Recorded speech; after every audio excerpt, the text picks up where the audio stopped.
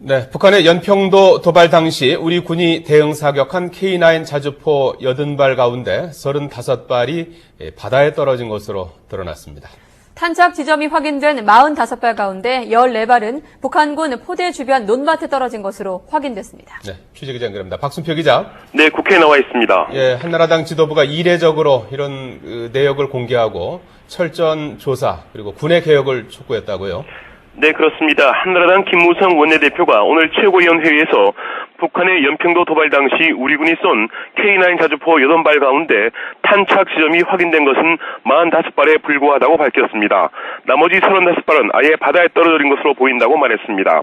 특히 위성 사진을 확인한 결과 확인된 45발 가운데 14발은 북한군 진지 주변의 논과 밭에 떨어졌다고 강조했습니다.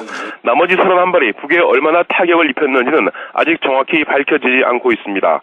김 원내대표는 이어 국방부는 그동안 K9 자주포가 반경 50m를 쑥대밭으로 만들 수 있다고 보고해왔다며 철저한 진상조사를 촉구했습니다.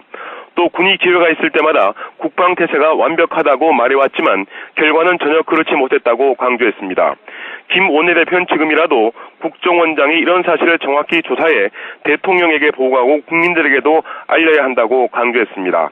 이어 이번 일이 군 쇄신을 위한 전화위복의 계기가 되기를 바란다고 강조했습니다.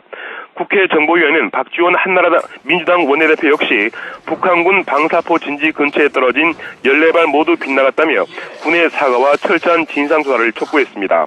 어제 국회 정보위원회에서도 지난 8월 북의 도발 징후를 포착하고도 군이 별다른 대처를 하지 않은 것으로 드러나 부실 대응 논란이 일었습니다. 이런 가운데 나온 여당 지도부의 발언은 앞으로 군 수뇌부에 대한 대대적 문책과 함께 국방개혁으로 이어질 가능성이 높아 보입니다. 지금까지 국회에서 YTN 박순표입니다.